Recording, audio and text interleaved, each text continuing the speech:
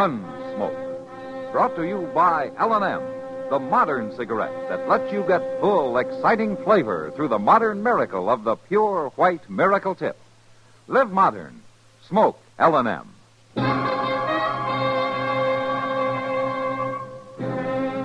Around Dodge City and in the territory on West, there's just one way to handle the killers and the spoilers, and that's with a U.S. Marshal and the smell of gun smoke.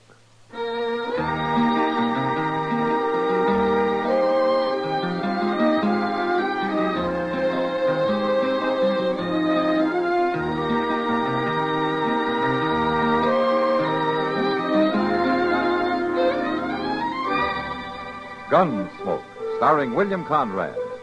The story of the violence that moved west with young America. And the story of a man who moved with it. I'm that man. Matt Dillon, United States Marshal. The first man they look for and the last they want to meet. It's a chancy job, and it makes a man watchful. And a little lonely.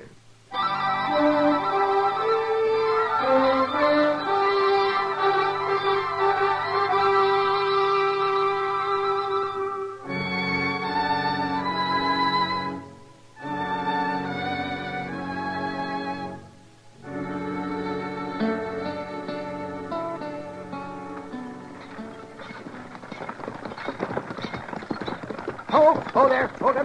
Matt, wait a second. Oh, now, you blasted team. I want to talk to you, Matt, if I ever get this confounded team to stop. Whoa! Are you driving that buggy, Doc, or you're just being tucked? Oh, this blasted team. They got mouths of solid iron. They're probably trying to run away from that squeaky wheel. You don't grease that thing, you're going to twist off a spindle one of these days. It'll last as long as I will. Oh, say, Matt, I just drove in from Meadow Flats. Oh? Well, every man to his own pleasure. It wasn't pleasure, confound it. And I got something that'll wipe that grin off your face, too. That's so? Yes. Burke Reese and that ornery boy of his. They've been kicking up their heels again. Oh? Who are they after this time? Pezzy Neller and his wife. They've got that homestead, next to the Reeses. Yeah, I know the place. What happened? Well, it seems Burke Reese and his boy kind of hoorah'd him a little bit last night. They burnt one of Pezzy's chicken houses and fired off a few shots, and Pezzy's acting real funny about it. How you mean? Well, he didn't want me to say anything about it. He claims he doesn't want any trouble. Doc, with Burke Reese after him, he's already got trouble.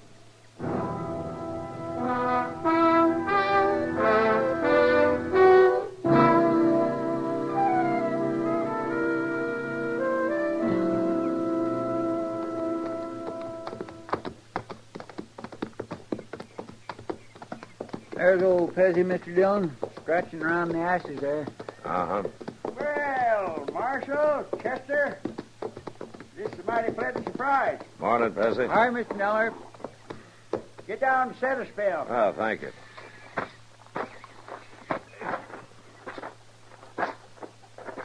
Cora's got some coffee on. Be ready directly. Oh, fine. We could do with some. Well, looks like you might have had a little trouble out here last night, Pezzy. Trouble, Marshal? Well, that chicken house burnt right down to the ground. Oh, yeah. Yeah, but the studding ain't hurt much. Be no chore to fix it up. Lose many chickens? Oh, about a dozen, I reckon. Got most of them out, though. Well, you were mighty lucky. Yes, sir. That's just the way I look at it, Marshal. Mighty lucky. It's a downright hollering shame, if you ask me. Pezzy, I understand there were some shots fired last night. Look, Marshal, you hadn't ought to rode clear out here just on account of this little go-around. Well, it didn't amount to a hill of beans. You're a patient man, Pezzy. Just can't abide trouble, I guess. Never could for some reason. Too bad the Reeses don't feel the same way. Isn't that who it was? Burke Reese and that bullying son of his, Spike? Well, I just wouldn't rightly know for sure. It was awful dark last night, Marshal. There was two fellas on horseback. That's all I could tell. Uh-huh. You been bothered before? Oh, a couple of nights this week. Might be the same two fellas. Might not. Hard to say. What'd they do? Oh, just galloped around the house a couple of times, shooting off their guns. Didn't do no harm much, though. Has Burke Reese been trying to buy you off, Pezzy? Well, he did make me an offer last week. Only about a third of what the place is worth, though. Anyhow, I ain't aiming to sell. Neither was Ed Talmadge. He had the homestead north of Reese, remember? Yes, I remember. Reese bought that place for about a third of what it was worth, Bessie.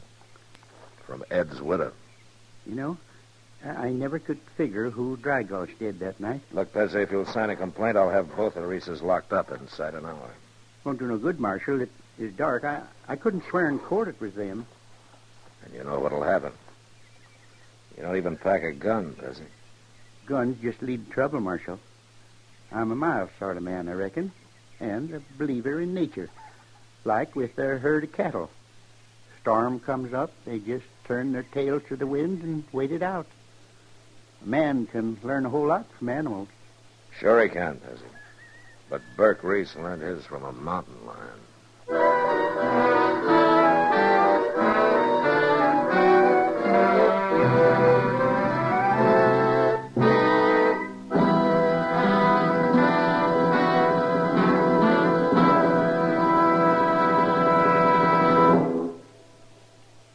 Free yourself of old-fashioned ideas. Why don't you live modern? Live modern. Live modern. Free up. Freshen up your taste. Smoke an L&M. Live modern. Smoke modern. Smoke L&M. Enjoy full, exciting flavor through L&M's Pure White Miracle Tip. L&M draws easier. Tastes richer. Smokes cleaner. That's why today more people are changing to L&M than to any other cigarette. So free up. Freshen up your taste. Live modern. Change to L&M. Make today your big red letter day and start to live the modern way. Live modern. Smoke an L&M. It's America's fastest growing cigarette.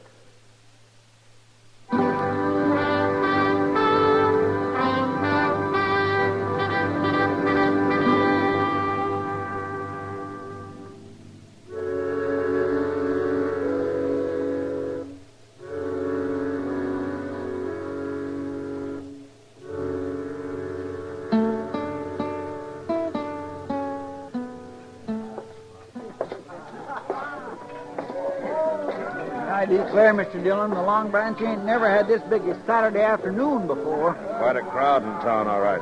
I don't even think we can get up the bar. Well, they edge along the side here. Well, maybe I can do it empty, but it's sure going to be a tight squeeze, ooching out full of beer. You get that full, Chester, and I'll leave you here. Imagine you in here in daylight.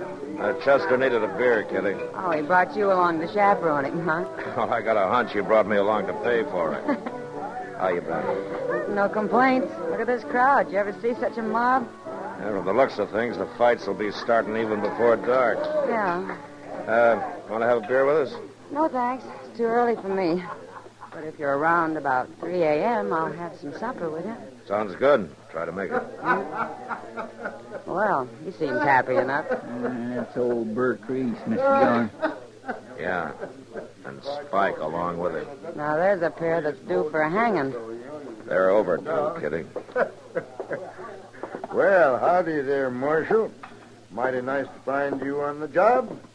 Ain't that right, Spike, huh? You know, I can usually find some good in anybody but those two. Especially after they murdered Ed Talmadge last year. There was no evidence, Kitty. No witnesses. Oh, all right, Matt, but everybody knew they did it. Yeah, but the law has to go on proof, or it stops being the law.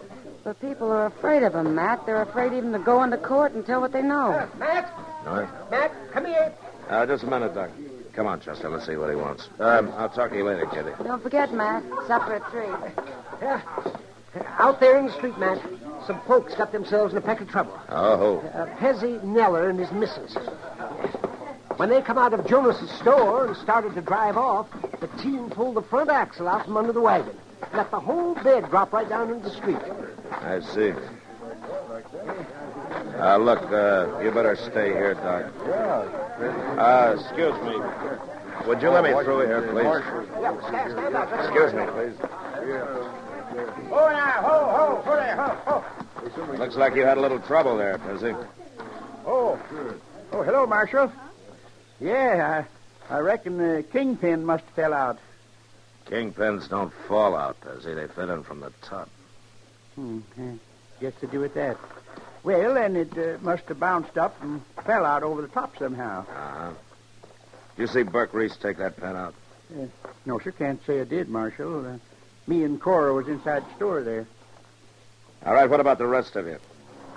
Any of you see Burke Reese or anybody else fooling around this wagon? Not one of you saw a thing, huh? Don't bother about it, Marshal. We just lost a little flowers, all. About all we bought, in fact, except a roll of heavy wire for a clothesline. Of course, it wasn't hurt none. You all right, Miss Noah? It ain't nothing, Marshal. Just cut my mouth a little. You better let Doc take a look at it. Oh, the bleeding's pert near stopped. Reckon I bumped it on the kickboard when I got throwed out. Pezzy, if you don't care about yourself, you might think about your wife here. Now, don't you go plaguing him, Marshal. Pezzy's been taking care of me for a good lot of years now. And he ought to keep on doing it, ma'am. Pezzy's got his principles, Marshal, and I respect him for 'em. He's a mild man, and he can't abide violence. All right. All right. Some of you men give him a hand there, will you? Come on, Chester. Yeah, you sure can't help him much when he won't lift a hand to help himself. There's one way I can, Chester. I don't like doing it, but somebody's got to. What's that? I'm going to show Burke Reese up for the coward that he is.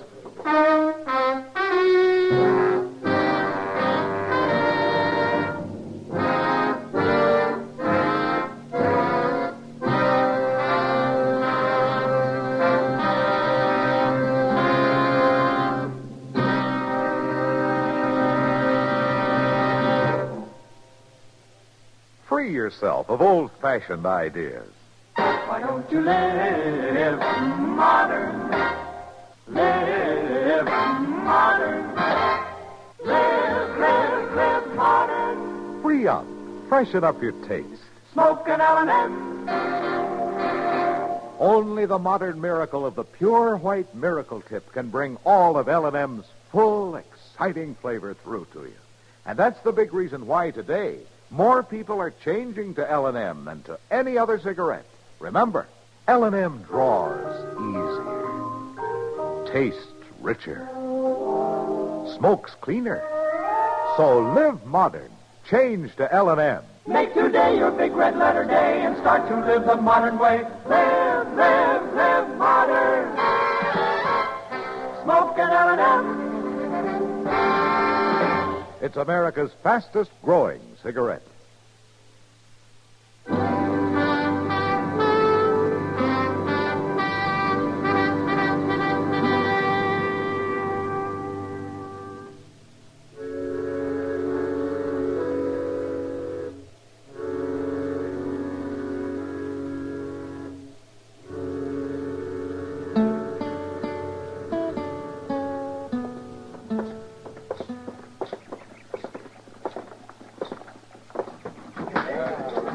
There they are, Mr. Dillon, sitting over there at the poker table. All right, Chester, you move on down there by the end of the bar. Just keep them off my back, that's all. All right, sir. But you watch him, Mr. Dillon, and make him be awful mean.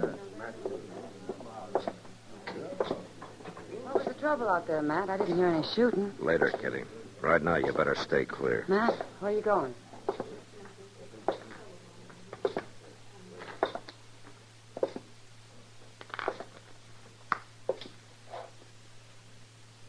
Well, Marshal, me and the young'un's getting up a little game. Like to sit in, would you? Reese, you're a filthy murdering coward. Now, you got no call to talk like that, Marshal. You shot Ed Talmadge in the back last year so you could buy out his homestead. That so? Now you're after Pezzy Nuller. You shot up his place a couple of times and burnt one of his buildings. Pezzy say all that, did he? Pezzy's not one to stick up for his rights, so somebody's got to do it for him. Reese, I just called you a rotten coward. Hold it, Spike. That's just what he's trying to get us to do. It won't work, Marshal. I ain't gonna draw on you. Of course not. You're too yellow, both of you. Except with a man like Pezzy Nuller, who doesn't wear a gun. I ain't drawing, Marshal. Didn't you hear me, Burke? I called you a lying coward. I'm sitting right here. No, you're not. Now get up on your feet. I know you, Marshal. You'd never shoot a man down cold. I wouldn't. Spike, reach over slow. Unbuckle my gun. You touch that belt, Spike, and I'll blast you out of your chair. All right. Leave it, Spike. But I still ain't making no move. No? Well, maybe this will do it.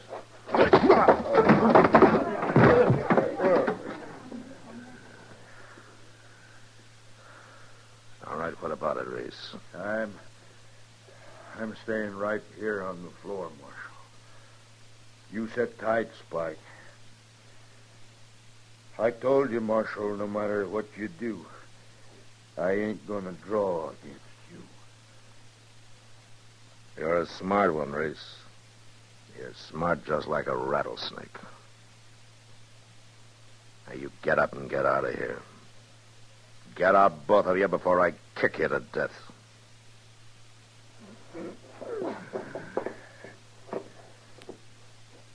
Come on, Spike.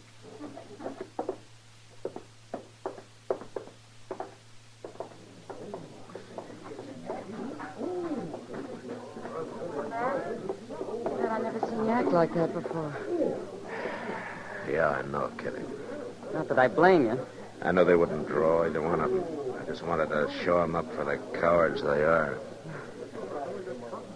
Well, now I'm afraid there's only one more thing I can do for Pezzy Nuller. What's that, Matt? Attend his funeral.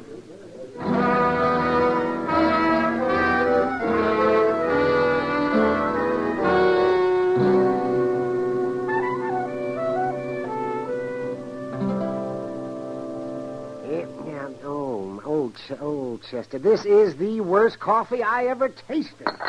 I drunk better embalming fluid. Well, you kept your mouth shut, Doc, till after you'd swallowed 3 whole cups. Well, no wonder my throat was still paralyzed from the first swallow. Well, you're sure losing a lot of sass for being paralyzed in the neck. You want some more, Mr. Dillon? Oh, not right now, Chester. By Jim, you complain about it, Doc, but I notice you always come hot-footing over here first thing when you wake up. It's a trial by torture, Chester. If I can live through Chester's coffee, I can face anything the day brings. Well, forevermore, what do you know? Yeah? What is it, Chester? Pezzy Nuller, coming down the street there in his wagon. No? Well, Matt, how do you figure a man like that? He doesn't want any trouble, he says. He can't abide violence. He don't even realize he's on borrowed time. I guess not, Doc. All he was worrying about yesterday afternoon was getting back home and putting up a clothesline for the missus. Just a couple of babes and a forest of wolves. He stopped right out in front here, Mr. Dillon. Marshal Dillon. Now, let's see what he wants. Morning, Pezzy.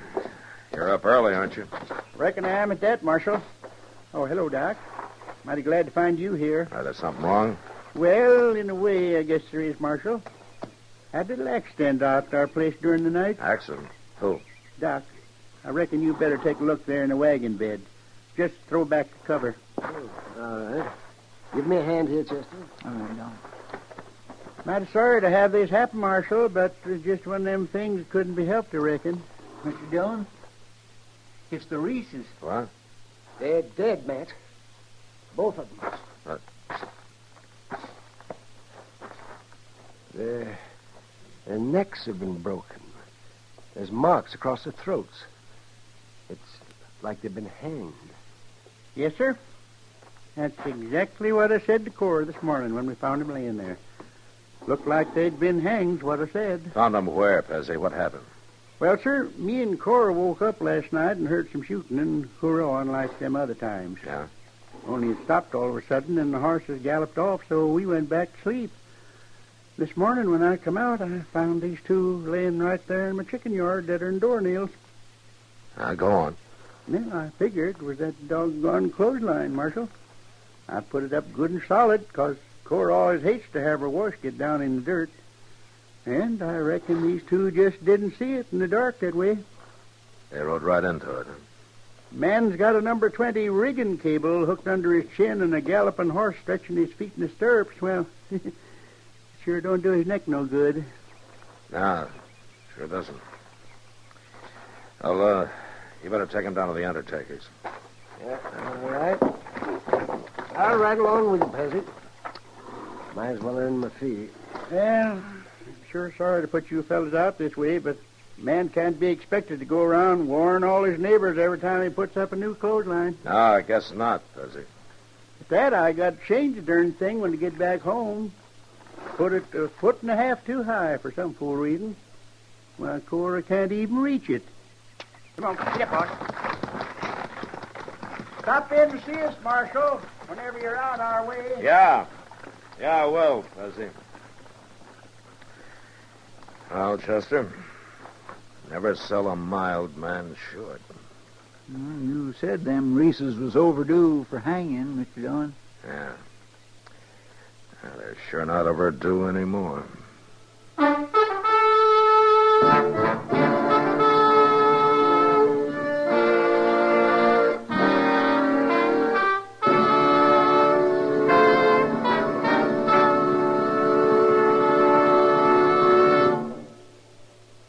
In a moment, our star, William Conrad.